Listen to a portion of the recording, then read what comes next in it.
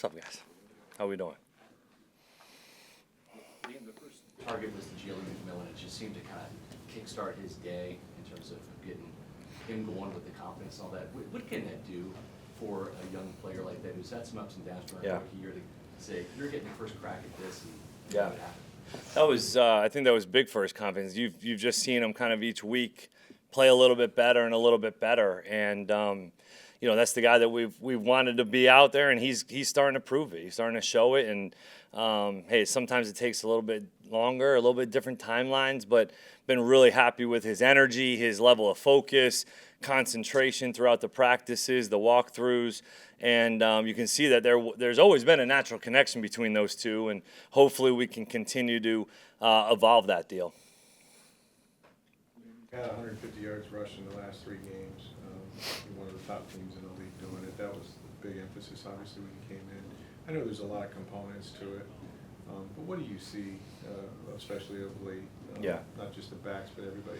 Probably just the mentality, the energy around running the football, just like when we talk about the run game and the guys up front and just the cohesiveness. Like read something that Todd mentioned that I do think goes unnoticed is the tight ends, the receivers, some of those things that do go into it. But I will say from a mentality standpoint up front, those guys and their coaches, I think it's been really cool to watch that transformation in terms of seeing guys really bought into what we're trying to get done. The coaches are doing a fantastic job of getting these things detailed.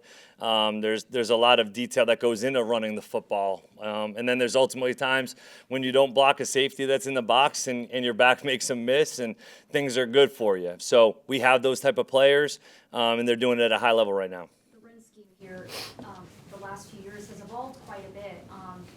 It seems like they're having their most success in gap. What has allowed this team to do so well? I want to say the last time I checked, it was like 6.2 yards a pop, like the best in the league the last few weeks. Gap. Sometimes some backs are maybe better at like when you define the hole a little bit and then let their skill set take over.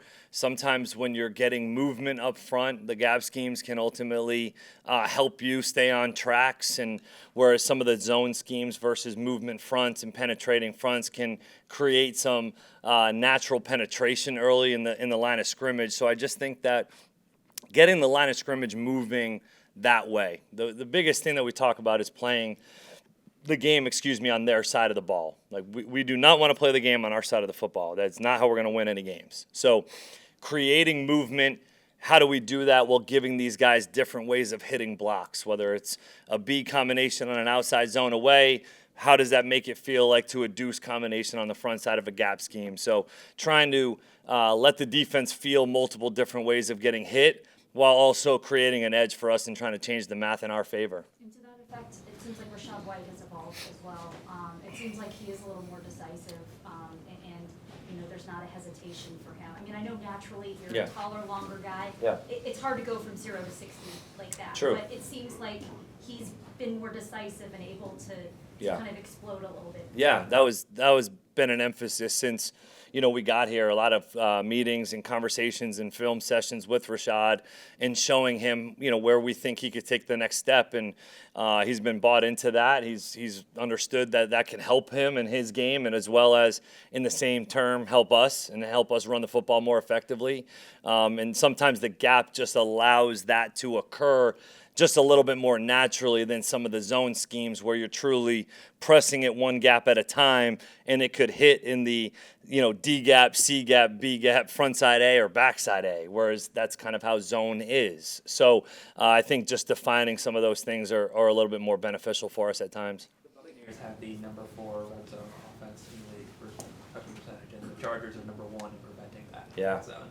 What makes them such a staunch red zone opponent, and what's it going to take to get in the end zone? Man, they're a salty crew for sure. They're very well coached. They play the game the right way. They're fantastic against the run in terms of like how they squeeze blocks. They understand scheme. Got a lot of respect for what they're doing over there. And in the red area, not a lot of people have scored a ton of touchdowns. I think they have like 13 touchdowns on the season. being allowed in the red zone. So that tells you not a lot of people are getting down there and you're not scoring a lot of touchdowns. So, they play with a little bit of shell safeties and try to, make you run it, try to make you earn it. They're not going to let you just go throw it in there too easily. So we've got to be patient. We've got to understand that we're in field goal range and take points when we have it, while also being aggressive to try to get the ball in the end zone to score some touchdowns. In terms of getting first downs on first down, it's an area where you guys have taken a huge step forward. I think last in the NFL last year and number 2 now this year. There's probably a lot of things that go into that, but what would you point to for why that's improved so much? I think we emphasize that a lot here. Both sides of the football is winning first down. And winning first down, when we get one, how can we win that one again? And that's been an emphasis of Coach Bowles really since we got here. Was talking about that early down success and emphasizing it and putting it in situations in practice so that you're not just aimlessly running plays. Like you get a first down, well, now it's not time to breathe, phew. Oh man, we got a first down. Well, let's try to go get another one. That's the mentality and the standard to try to go press the envelope. So I think, and then balance, I think sometimes helps with that, right? When you can create balance and keep the defense off their toes in a way and try to be one step ahead, that can help as well. When you look at your offense, you're averaging 28 points per game, but it's not like 14 points 1 week, 42 the next. You've only had one game where you've scored less than 20 points. How much of it is a source of pride in you, the coaches, the players, for being able to just consistently put up that on a week? Well, I think that's a result that is probably there. I think if you were to talk to our players and our staff about what occurred Sunday, I don't think we'd all be sitting here jumping for joy. I do believe there was a lot of good things that did occur, but we can't do the things that we did to our team and expect to go continue to do what we're asked to do and go score points. But to ultimately continue to score when you need it. And I think, Todd said this week, it doesn't really matter how we win, but we care about how we play. We do care about the process. We care about how we execute in games, specifically in crunch time. So I was proud of the way that we were able to do that, especially after some frustrating quarters. To that end, Baker with 3 more turnovers, a couple interceptions, a lost fumble. Yep. Felt like he held the ball a little bit at times. What is it going to take? He does come out of it, obviously, at the end of the game, which is a good thing. I think just trying to. We were probably waiting for some stuff to occur in that Raiders game that sometimes wasn't happening. And then when it did happen, it caught us a few times. We were really waiting for 0 to happen, and they weren't doing it. And so I think we started seeing it a little bit when we weren't. And that's preparation too. That's on us as coaches to help put him in the best possible position to be successful, while also him understanding that he can do a better job of being on time and in rhythm with some of his decisions, and just just get the thing out. Hey, we've got good athletes. There's checkdowns available. Like Coach Moore always says, there's a completion out there. It's his job to find it, but that's not just on him. That's on us as well as coaches to make sure that he's truly in the best possible position to be successful. When you mentioned the things that you're doing to yourselves on offense, we heard from multiple people yesterday say that the Chargers don't beat themselves very often. Yeah. And they're one of the best penalty teams in the NFL. That's right. Obviously, you want to always, execute and do your P's and Q's, but is there an added pressure kind of this week knowing that there's so little margin for error against the Chargers team? I think it's a sense of urgency for sure. I don't think there's, I don't know if anybody's walking around here, worried, but you do have to have an understanding of what's the style of game that we're going to go play. This is going to be a physical football game that both teams are going to want to run the football. And whoever takes care of the football and wins situational football is probably going to win this game. And they've done a phenomenal job of not turning the ball over and playing their brand and style of football that's been successful for them so far this season. You've done a great job of running the ball in for touchdowns, but in the red zone they're really stingy too. I don't even think they're allowing I think it's like 1.7 yards per carry. And For red sure. zones. What makes them such a difficult run defense in the red zone? Their personnel helps. I mean, they've definitely got some football players in there in that box, especially when you put Derwin down in there, that can be disruptive and that can be stingy against the run. Their two linebackers are fast-flowing, hard-hitting guys and have a ton of respect for their front as well. I've coached against them. I coached with Morgan Fox in L.A., have a ton of respect for him. They've just been disruptive. They're, like I said before, they're very well coached down there. They have a sense of urgency to not let touchdowns in there, and that's where we're going to have to be on point there.